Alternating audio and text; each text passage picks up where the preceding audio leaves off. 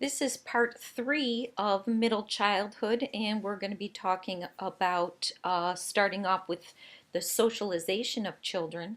And initially, the task of teaching socialization is done by the parents. They try to set standards of behavior in their children, and as time goes on, the peers and friendships hold a larger role in socialization. Of course, in this modern world, another contributor to socialization is the media and social networking. Um, and lastly, the children themselves begin to understand about socialization and how it affects our culture.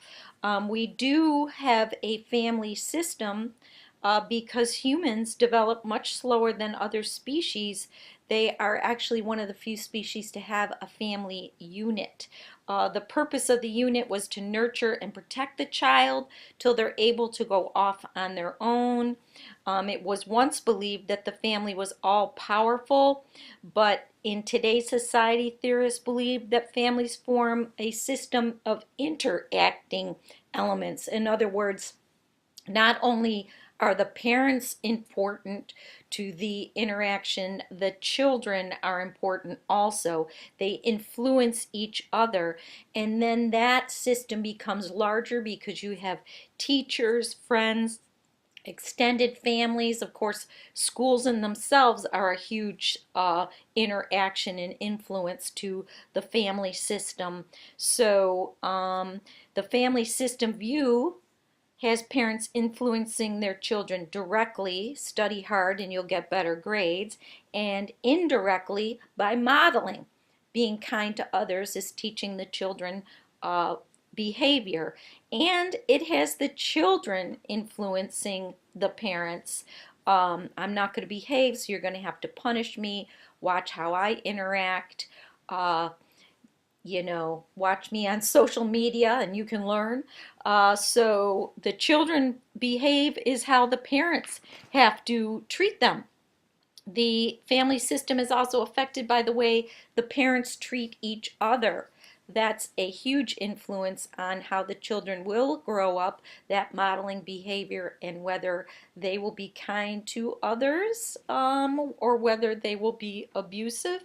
How they treat their siblings is important, and how the parents treat each sibling. Are they treating them in a different way because of one thing or another?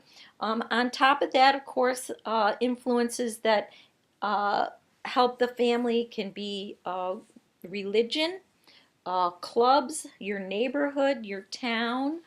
They all interact with each other and create a stronger or weaker family unit. So, of course, with parenting, you have to address the parenting styles. Of course, with each parent, depending upon their personality traits, that will determine what type of parent they are. Um, and so parenting styles also differ depending upon society, what decade we're in, whether I my parents were very different in their parenting style than parents of, and that was in the 50s and 60s and 70s, very different than parents in the 70s, 80s, very different from uh, when I raised my kids in the 90s and 2000s. It definitely it differs because of that. So let's talk about parenting styles. We have authoritarian, which is high control with little warmth. You lay down the rules and you expect them to be followed. Very little give or take with children. No sense of obligation to explain decisions. Now, I have to say that I was raised in a very authoritarian household, but my father was very warm, so I sometimes have a problem with this a little warmth with authoritarian. I think there is a little give and take, and it shouldn't be taken solely as a little warmth because, he was very, very strict, and there were very, very high expectations, and you were punished, and that was very much the style during that time. But on the other hand, he was a warm and generous person, and if you didn't do anything wrong, like me, you didn't get spanked. But, I have one brother who was spanked like every day, but that was very much the parenting style during that time period. Your second parenting style is authoritative, and this combines a fair amount of parental control with being warm and responsive. You explain rules and encourage discussion. This would be considered the best parenting style. You have expectations, but you also are explaining. It's not my way or the highway type of attitude. The third one is permissive parenting, which offers warmth and caring, but little parental control. Indulgent parents, inconsistent in punishment or infrequent in punishment, basically accepts the child's behavior, but they love the child. So you're just letting the child do what they want, but you care about the child greatly. You're just very indulgent. And your fourth is uninvolved parenting. This parenting style provides neither warmth nor control. You're indifferent to the child. It's whether the child's there or not, it makes no difference whatsoever. You provide food, you provide clothing, basic emotional and physical needs, but nothing else. You spend minimum amount of time with them and try not to get emotionally involved with them. Now, this is considered the worst parenting style because you're not involved, you're not emotionally attached, you're not warm, you don't have any expectations. Children actually prefer it if you have expectations.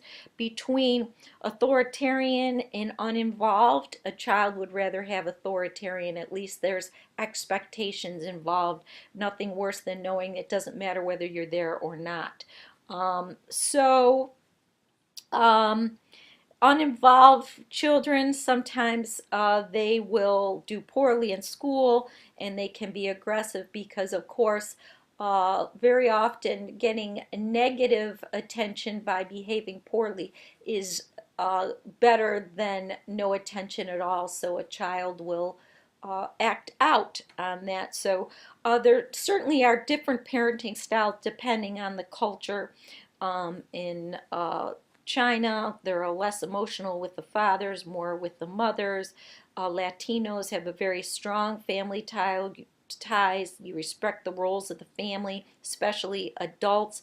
And of course, different parenting styles depend on socioeconomics. A lower socioeconomic family tend to have more controlling and punitive style, more authoritarian, and more educated and more money, authoritative. Of course, less money, more stress. Neighborhoods can be more stressful, and sometimes parents feel they have to be authoritarian in order to save their children from the world outside their door. So, what happens with parents is they have specific parental behaviors. They influence their children and the way they develop by their own personal behaviors. So we have number one, direct instruction. You tell a child what to do, when, and why. You're like a drill sergeant. You're ordering your kids around. It's not very effective. Clean your room. A better approach, okay, is direct instruction, which involves the telling of cleaning your room. This afternoon, clean your room because guests are coming over. Parents can also explain emotions and the link between them and behavior. You're sad because you broke their toy. Parents can explain social situations. It's not fair if you don't invite everyone to your class for your party.